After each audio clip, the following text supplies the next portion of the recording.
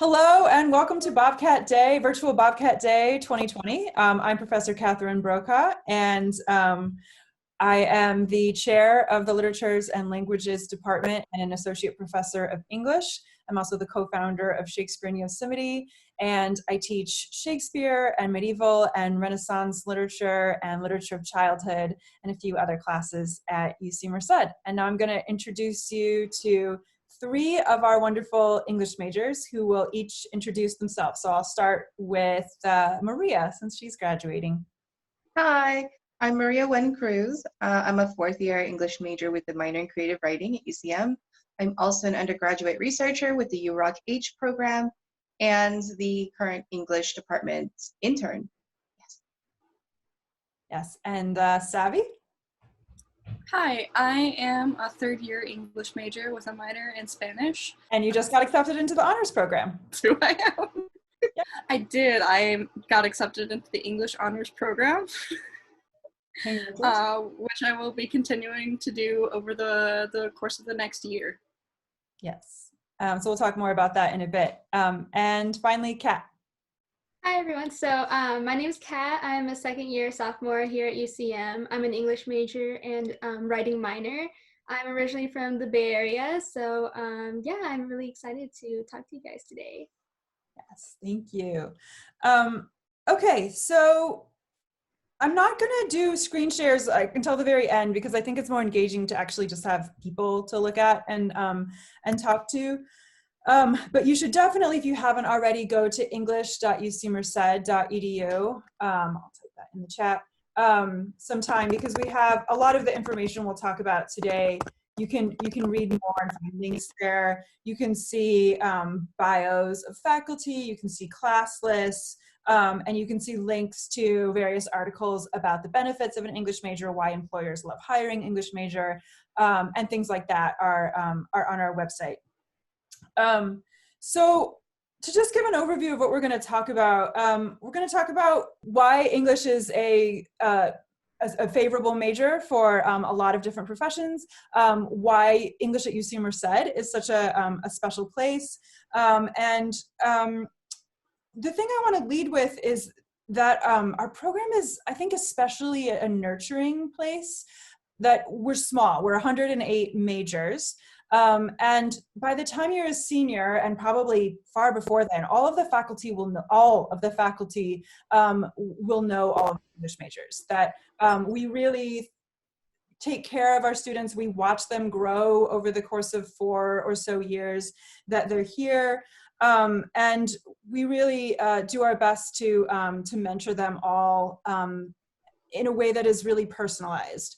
That are, a lot of our classes are capped at 20 students, or 20 to 24 students, which is not something you're going to have in other UCs or even Cal States, right? That we have the smallest class sizes in the UC or Cal State systems. And so we really get to know you over the course of those 15 weeks and, potentially have a few classes with you over the course of your 4 years. So it really is that kind of small liberal arts college education, but for a state education price. I think that's one of the really big benefits of studying English at UC Merced. A lot of our classes and a lot of the research that our faculty do focus on an intersection between literature and justice, be that thinking about amplifying marginalized voices, be that thinking about how do we use stories and literature to talk about the environment and preserving the natural world. That's a real through line, I would say, in a lot of what we do. It's not the only thing we do, but I'd say that's a really important aspect of who we are. So we'll start with this idea that English is a family, and the way that that professors connect with students, and also I think all of us who teach in English at UC Merced, one of the things we love is the way that the students are with each other, that it really does feel like a family. So to elaborate on that theme, I'm going to have Maria talk a little bit. As Dr. Brokaw mentioned before, I am a fourth year at UCM, but I'm also a returning student because I had to drop out like my second year because I was having interpersonal issues. But when I came back, I really felt welcomed back into the fold, and I felt so incredibly supported by my friends in the major and by the faculty members who really like helped me find my path to research and what I wanted to do in life. I also feel like I know everybody in my major. We only have around 108 students in our program. And so like, I know everybody's names, and so do the rest of our faculty. Our students also assist one another. There have been moments where I've like hosted study sessions with a bunch of other students, and we've like put our essays up on the walls and like edited everything out and like check for syntax and everything and check each other's logic, because you know one of the key focuses of our program is to learn how to argue better and to really present our stances in a way that is clear, direct, and compelling. And our mentors really care about us. Like, I cannot stress how much our faculty members really want to see our students flourish, not just on an academic level, but on a personal level. Thank you, Maria. And Maria is also one of the people who's been instrumental in our slogan of the UC Merced English program, which is English is lit. Get it? Like literature, also lit. You ever just make a joke in your professor's office and now it's merch? That's what happens. Yes, so we're in the process of getting English is lit shirts, which will be given to all UC Merced English majors starting next year, which we're very excited about. So there'll be stickers and shirts that say English is lit. So Maria, you mentioned the faculty a little bit, and that's what I'm going to talk about now, which is, you know, we're at the University of California, and our faculty are star researchers as well as star teachers. So we're writing award-winning books, winning prestigious international grants and fellowships, and are prominent scholars in our fields. But at the same time, we love our teaching. We love our research. I think most of us would say we love our teaching more. At Bobcat Days in the past, I have been asked by students and parents, well, you know, if you're such star researchers, like, do you really care about what happens in the classroom? And the answer at UC Merced is absolutely yes, to a person really in all programs, I would say at UC Merced, especially in the humanities, and certainly in English. That I think that this is a sort of best of both worlds, that you have access to that cutting edge, top-notch research, and to the research that we are doing, but you're also working with people who really care about and put a lot of energy into their teaching. So I think that's one of the things that's really special about UC Merced. And what that means is that students really do have access to the research that we're doing.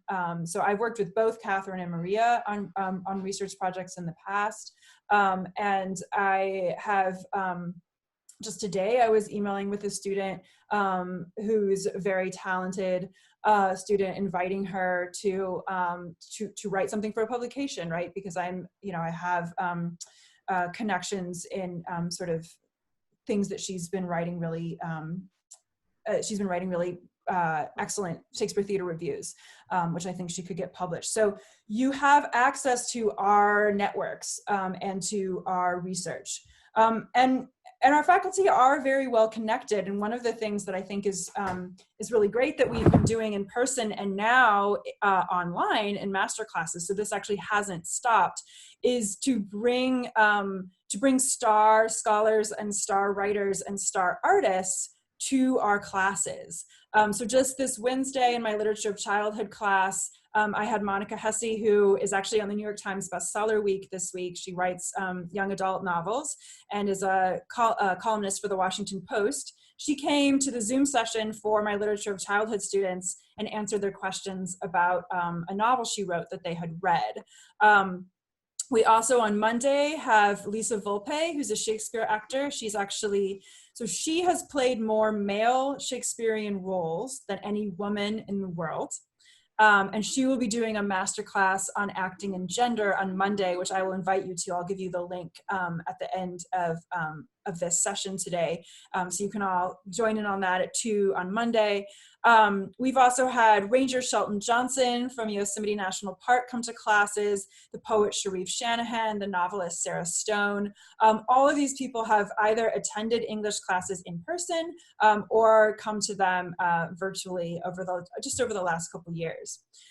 Another really exciting thing that's happening in English is that we're actually in the process of hiring six new members of the UC Merced English faculty, which will effectively more than double the instructors, the tenure track and tenured instructors at UC Merced. So I'm just going to quickly tell you who those new faculty are because we're very excited about them. Some of them have their bios online now. So one is Felicia Lopez, who works on Chicanx and indigenous Nahua literature. So Nahua is a indigenous language of Mexico, a Mayan language. Mei-Lin Hong is going to come and be teaching Asian American, Vietnamese, and refugee literature. Cassie Miura, who works on laughter and humor and also works on the English Renaissance, will be joining us in the fall. Wai-Song Gao, who works on Asian and Asian American literature as well as queer studies. And he's taught for us a bit in the past, and now we're hiring him on full time. Fatma Birney, who writes about and will teach 19th century American and Persian and Urdu poetry. So she's really looking at poetry of the 19th century as very international. And Paul Prescott, who writes about and will be teaching theater classes and also Shakespeare and ecology classes. So those are some of the top scholars really in the world right now that we're going to be bringing into UC Merced to start teaching in our program in August. So I'm going to have Savvy now talk a little bit more from a student perspective about UC Merced English professors and her relationship with them. Thanks. One of the great things about UC Merced is that when you have small environments like this, not only do you get to know your fellow classmates very well because of the small atmosphere, but it kind of forces you to have a connection with your professor as well, whether it be if you're working in a smaller class, you can always refer to your professor and talk with them one-on-one. I am personally in a class with a professor by the name of Manuel Martin Rodriguez. He teaches in the Chicanx studies as well, and also the Spanish department. I'm currently taking a class with him with 16 students in it. So it's very small, and it kind of forces us to cooperate together and also get to know each other very well.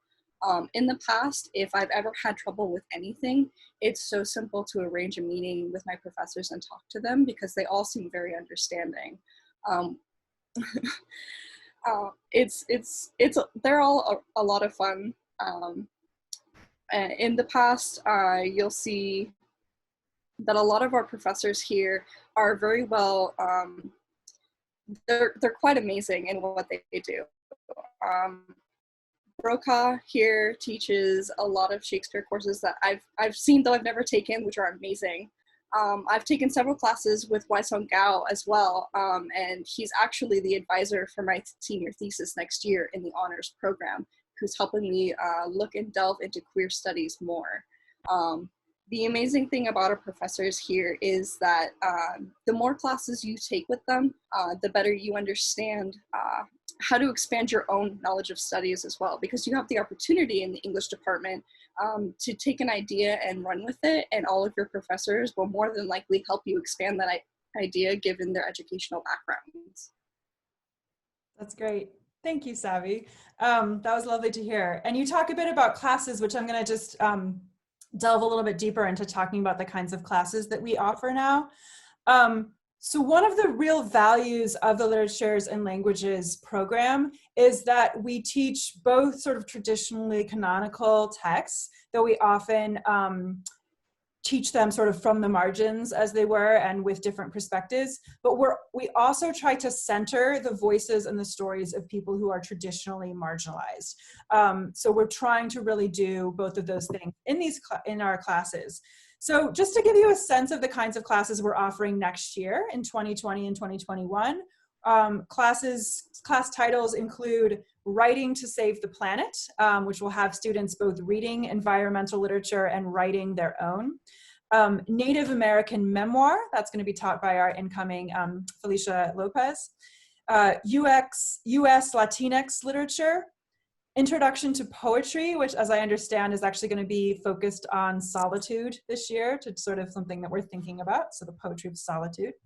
Introduction to Theater, medieval and Renaissance literature, which I'll be teaching, Shakespeare and ecology, literatures of Asian America, and Toni Morrison and James Baldwin, who, so the whole class will focus on those two prominent African-American writers.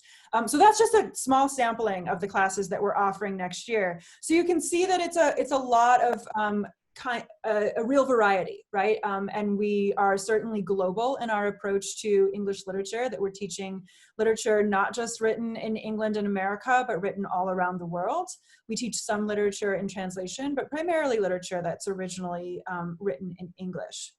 The English major requires students who start here, non-transfer students, to in their first year or as soon as they declare a major, take a class called Introduction to Literary Studies, which is a bit of a larger class. I think it's 50 or 60 students with discussion sections. And that class really thinks about the sort of big issues. Why do we read literature? What is literature good for? How do we interpret literature? How do we write about literature? And then you take 3 more lower division classes, and at least one of those, but all 3 of those can be small seminars. So whereas lots of other majors have you only taking large lecture classes in your first couple years, we actually get our English majors into small 24-person seminars right away in their first year. And in those classes, you are really able to get that personal attention from your professor to really develop your close reading and your writing skills right away. We also have a 4-part survey sequence, so that medieval and Renaissance literature class that I teach is part of that. And that's a global sort of gallop through literature, and those are our other bigger classes. Where you're exposed to literature written all over the world from the earliest days of the English language in the 9th century, up into things written, sort of last week, right?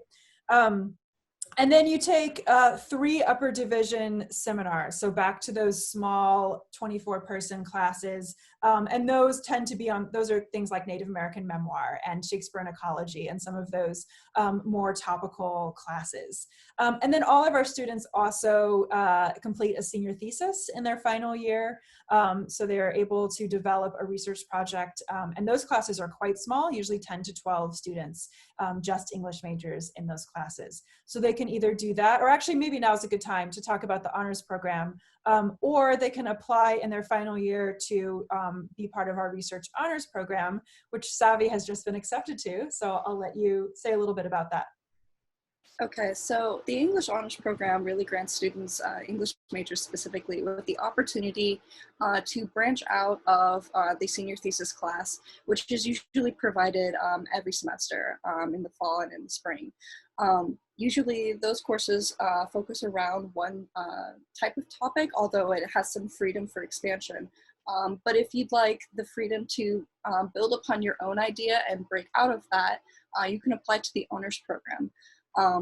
How it works is a student will work directly with one of the English professors as an advisor, typically someone whose background and the courses they teach are ideas that surround the idea you want to work with. For me specifically, I'm working in queer studies with Dr. Wai-Song Gao, actually, and I'm going to be focusing on asexuality throughout literature as a form of history. As a means to expose erasure and promote the identification of marginalized peoples throughout history in the past. Ideas like this and countless others are actually featured on our UC Merced eScholarships website that have been published by other students who've made it into the program.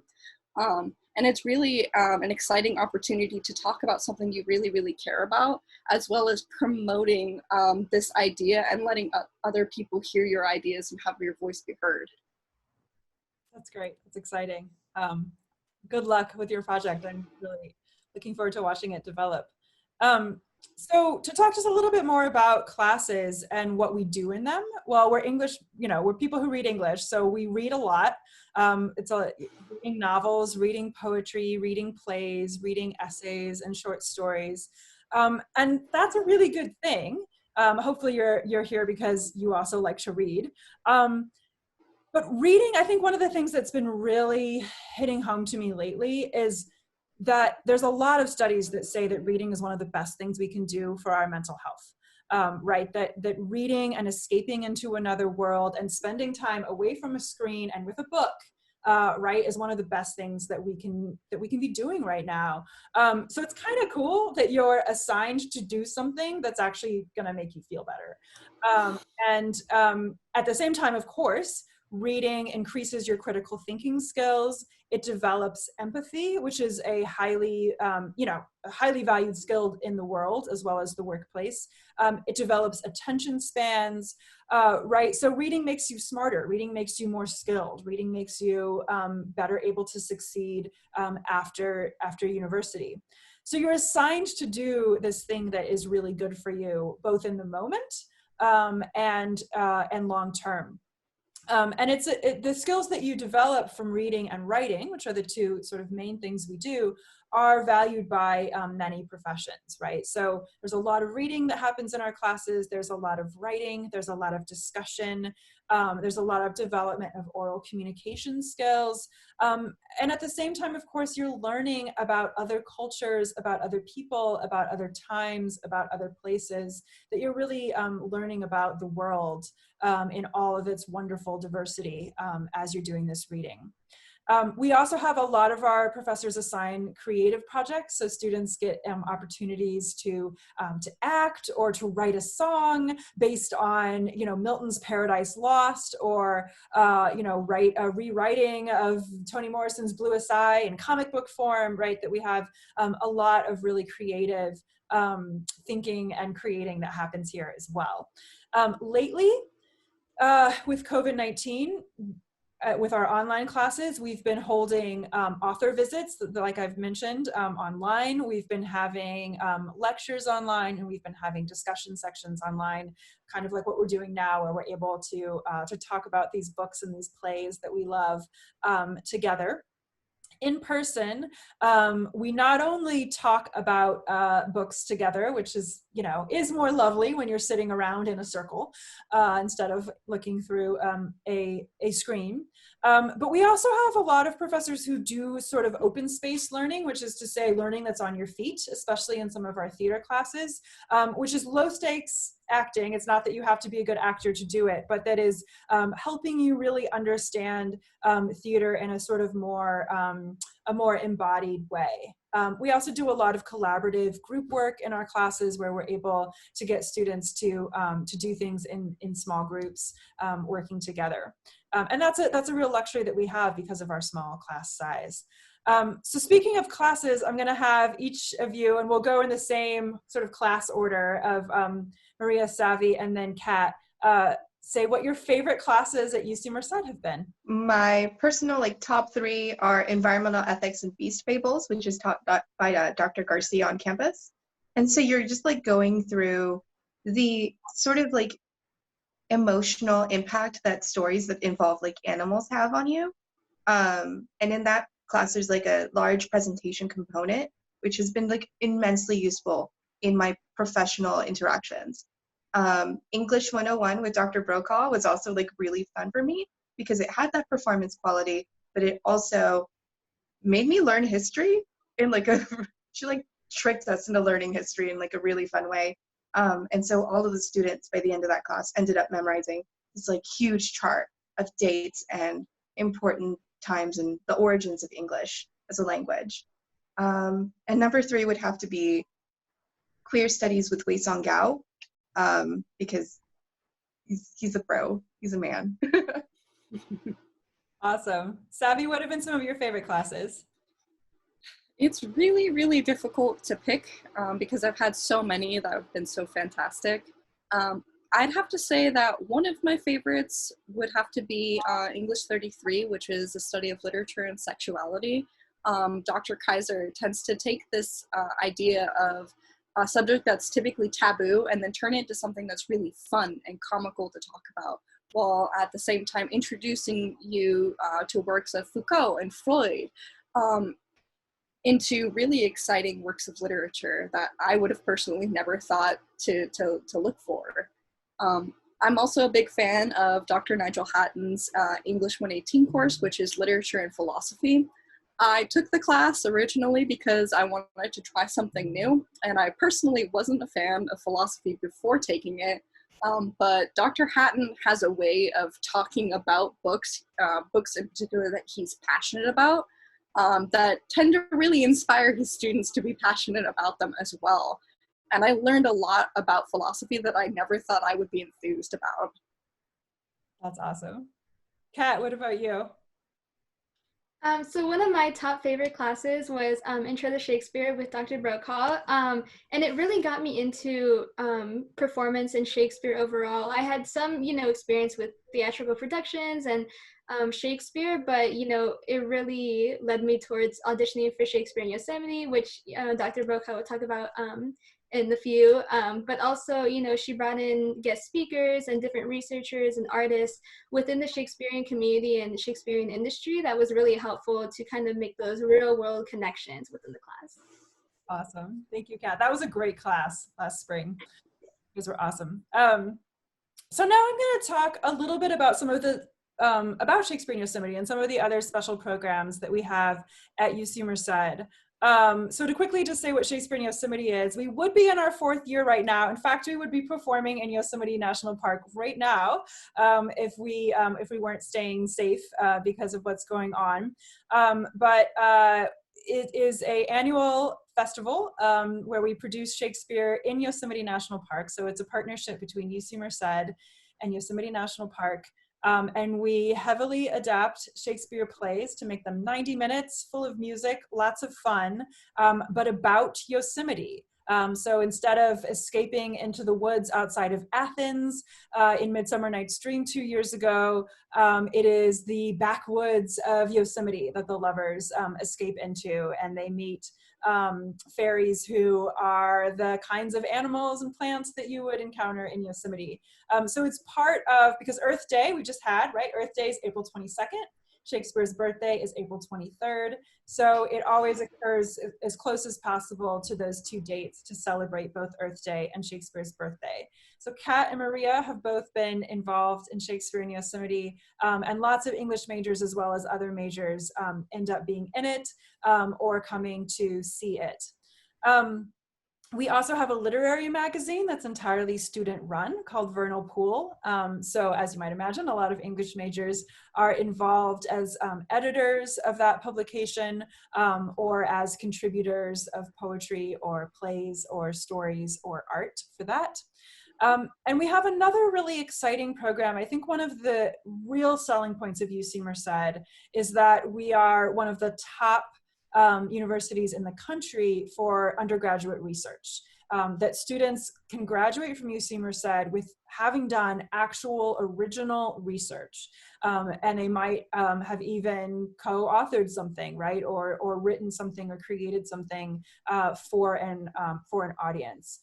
So both Maria and Kat have worked with the program that we have, which you might have heard about earlier today, the UROC-H program, which is Undergraduate Research Opportunity Center Humanities. And for that program, students get training over the summer in research methods, as well as things like how to prepare for graduate school, if that's something of interest.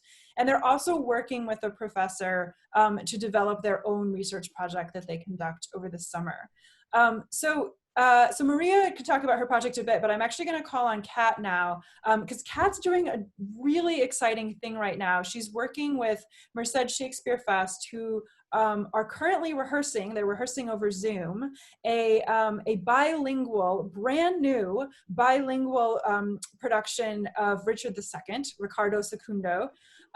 Which Kat will actually be both participating in. She's been part of the team that's been adapting it, and she's actually going to be doing what's in the theater research world called practices research. So she's going to be on the inside doing research on this project. So Kat, do you want to talk a little bit about that? Yeah, of course. Thank you. So yeah, in addition to being an English major, I'm also a UROC-H scholar under the mentorship of Dr. Brokaw. So I'm currently the musical director of Merced Shakespeare Fest's first bilingual production, as Dr. Brokaw mentioned, Richard II, which is now called Ricardo el Segundo. So I'm collaborating with two other UC Merced undergraduate researchers, including Maria here, and a PhD candidate from the University of Warwick in the UK. And they work as the directors, co-adapters, and translators for the production. So it's really great to collaborate with them. And through the UROC H Fellowship, I'm able to conduct my own specialized research regarding music and ecology and social justice among bilingual productions, working with Ricardo Segundo specifically. So working alongside such brilliant faculty members and students has really enabled me to explore my interests in arts and music, while also kind of relating it into how does this fit into the academic world and academic writing as an English major. So making those connections has really been beneficial for me, just as a student and person overall. So also with that, the production team and I have explored the possibility of compiling our different findings to create an anthology that can ultimately be published or used by other theater companies and accessible to them for theater companies worldwide, and to really, use our findings with using Zoom rehearsals and bilingual productions and how they can tailor it to their own productions as well. So I really encourage anyone looking into research, and UC Merced is such an accessible place for research, and you can tailor your different projects to whatever your interests are. So yeah, it's really a great program. Thank you for that, Kat.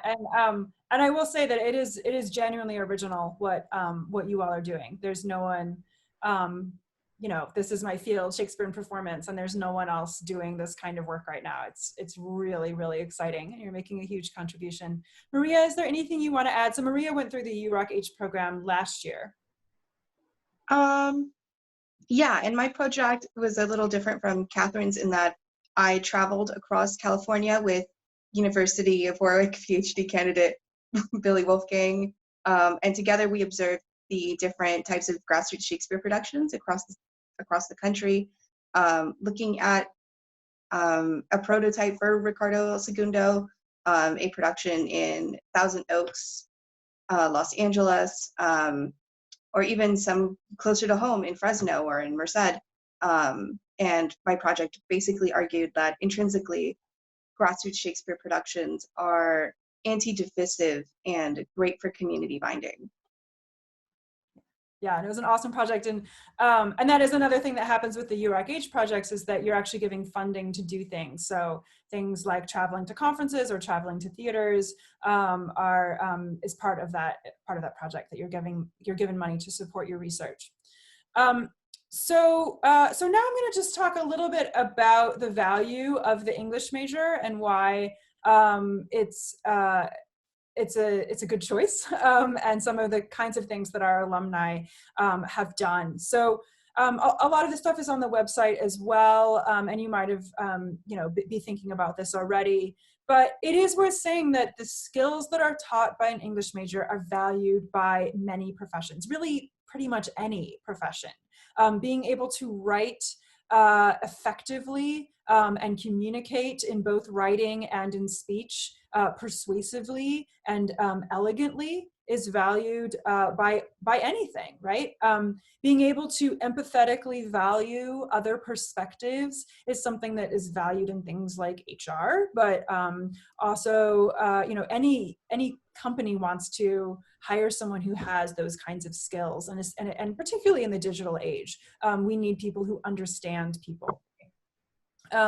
And being able to read texts closely and critically, being able to synthesize complex ideas. These are things that is valued by the law profession and other things related to the legal profession, related by medicine and health professions, by the business world, right? That all of the kinds of things that an English major makes you good at are the kinds of skills that employers look for, right? And so I have on the website links to several articles about this. So Forbes magazine, which is the sort of big business magazine, has an article that says statistically that English majors are more attractive to employers than STEM majors in fields like cybersecurity. Cybersecurity is the fastest growing major in the country right now, but that actually companies want to hire English majors. They want to hire someone who can think and who can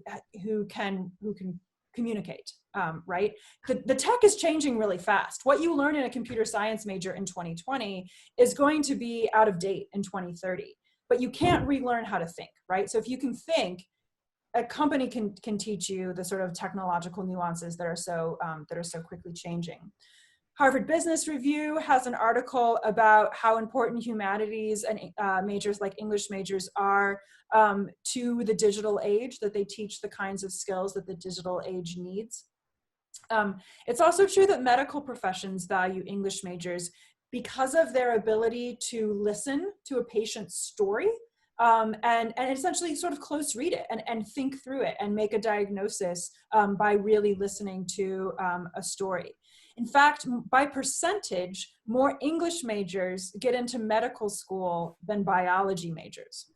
And finally, English majors report a high level of satisfaction while they're in college. And that's what we were talking a little bit about before, that being able to read interesting books and poetry and being able to discuss them with intelligent and excited peers and professors in small setting, being able to share your own stories, to write your own story, to talk about your own story, to be empowered to do that. Those are things that give our majors a high level of satisfaction while they're in university. English majors become all sorts of things. They become journalists and writers and editors, right, because of their writing skills. They become teachers and librarians who share their love of literature. They become lawyers, applying the skills of analysis, interpretation. And we're actually, so one of our new hires has a JD. She has a law degree as well as a PhD in literature. And she's going to be helping us develop a pre-law track within the English major. English majors become doctors and nurses and physical therapists using their capacity for diagnosis and communication. We're also going to be looking into developing a pre-med and a pre-health track within the English major. They become entrepreneurs, marketers, and business people, leveraging those communication skills and those analytical skills to succeed in the business world. And they become social workers and politicians and nonprofit workers, implying those social justice insights to work for a more just society, one that values all voices and all stories. We have a lot of great stories of alumni success. Even though we're a young university, we've got lots of alumni from our program that we're proud of. One of those is Siobhan Charles. And I'm actually going to quote from Forbes magazine, who has written about Siobhan. So she was an English major class of, I think she was 2012 is when she finished her degree at UC Merced. She was head of global music and youth cultural communications at Instagram, and she recently founded a passion project called Magic in Her Melanin.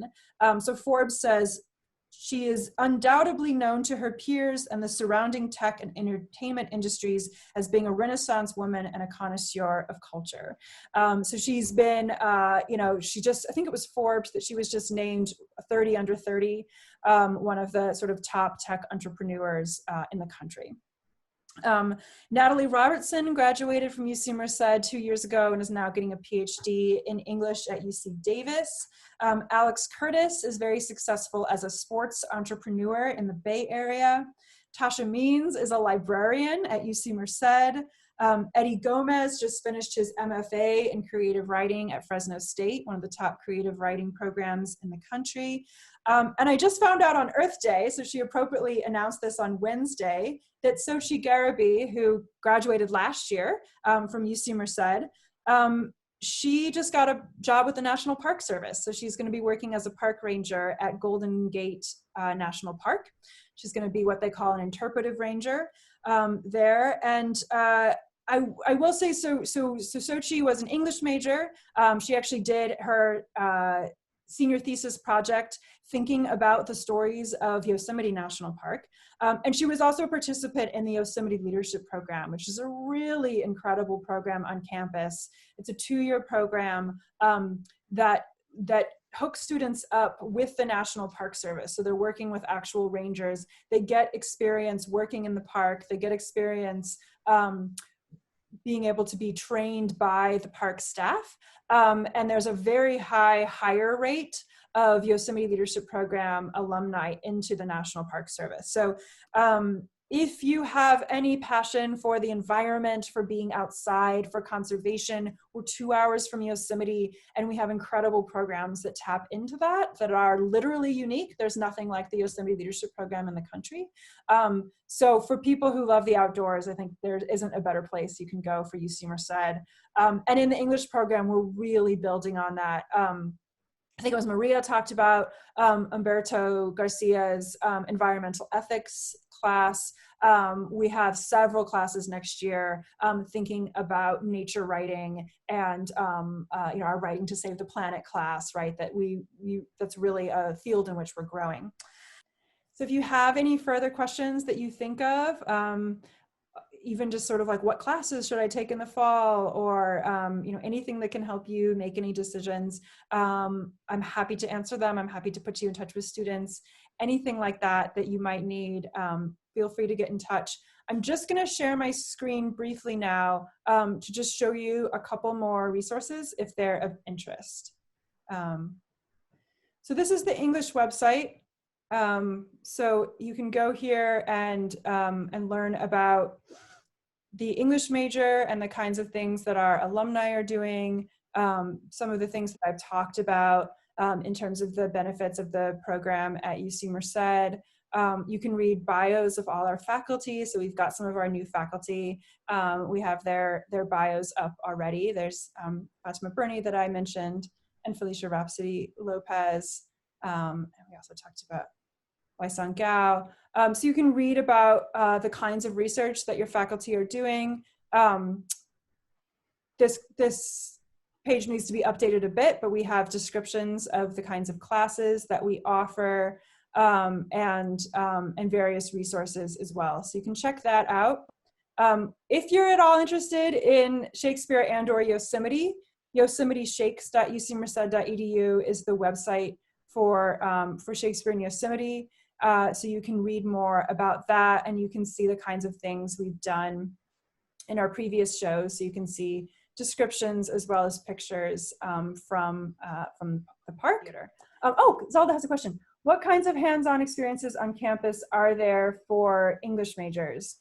Well, one hands-on experience is working for the vernal pool, right? So, which is annual. Is that right? There's one a year? There's one every semester. One semester. So, biennial. Yeah, 2 a year. So if you're working with vernal pool, you are going into classrooms to try to recruit student writers. You are working as an editor, trying to improve the writing of your contributors.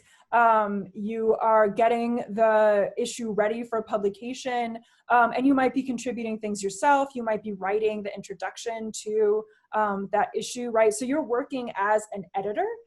So that is certainly hands-on experience. I'll let the students talk about other hands-on experiences that they've had. There's also the Critical Race and Ethics and Historical Journal on campus, and that's like a brand new journal headed by the Historical and CRE program here on campus. So if you've written essays before or want more editing experience, we have ample use for that, then you are free to join the program. I'm also a student success intern, so that's like a program that's ongoing by our campus. I don't think it's funded by the same people that fund UROC-H, but they do hire interns on campus to fulfill a specific goal. Mine is human rights in the English department, which is a movement that was started by Harvard University to make human rights relevant to the area in which the intern is in. Yeah, excellent. Anything else either of you want to contribute? I mean, Kat, you've talked a bit about the UROC-H things that you're doing and your work with Shakespeare and Yosemite as well, that you're actually working as a musician. I mean, that's definitely hands-on, the way that you have actually been composing and performing as, you know, as part of Shakespeare and Yosemite, but it's very much feeding into the work you're doing as an English major. So there's certainly opportunities with that. We're continuing to try to expand our theater opportunities on campus so that students can have opportunities to act or direct or write and get plays produced. We also have the 24-hour plays that get done. So there's lots of sort of creative outlets that are happening. And I should also say another thing that's amazing about UC Merced is that students are founding things all the time. We're still founders. We're in year, what, 16, right? And so students are coming here and they're saying, like, there isn't a creative writing club on campus. I want there to be that, and are making that happen, right? Or just a reading club, or, you know, all sorts of things that you really have the opportunity to do that if that's something that, that you're interested in. So I hope that answers your question. Are there any other questions? How was your first year experience? That's a great question. How was your first year experience, the three of you?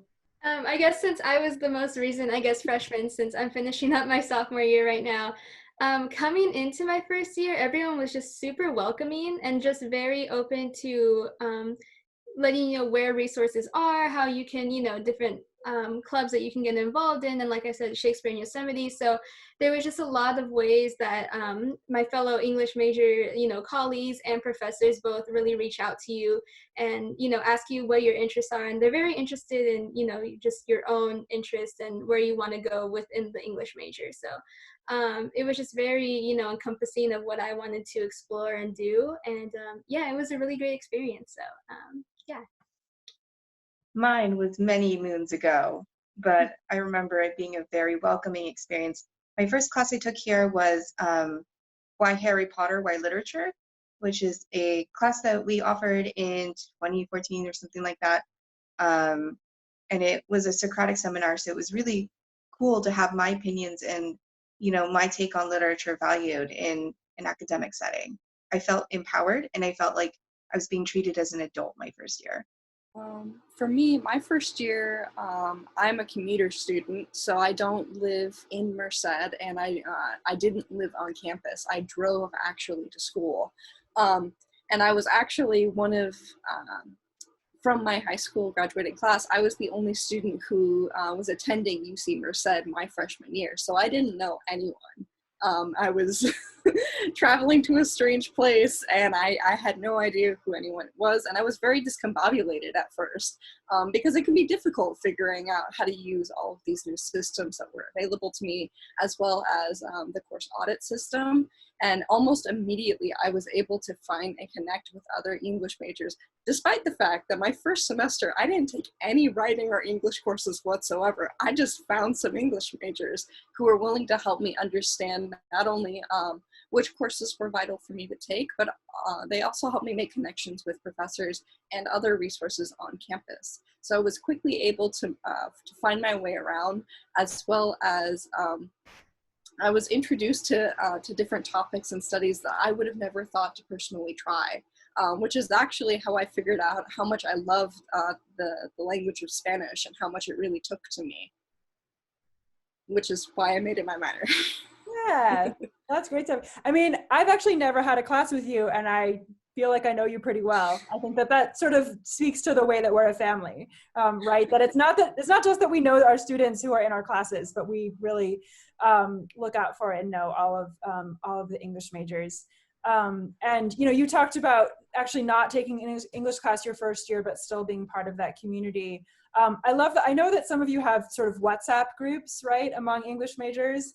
We have a group chat. Yeah, which is sort of terrifying for us a little bit, but mainly we love that you communicate that way and help each other out that way, even if you're also gossiping about your professors. We mostly we would never your skincare routines. Right. But I think that too, just the fact that you are able to take those small classes right away really does make a difference to that first year experience. So that's a great question, Brian. Great. Great. Thank you so much for coming today. And to those of you who are watching this as it's recorded in the future, we really hope that you join us in the fall. And one way or another, we will be teaching the literature that we love come August, and we'd love to have you be a part of that. So thank you, Savvy, Kat, and Maria for being part of this session. And thanks to everyone who's thinking about English at UC Merced. Have a great day.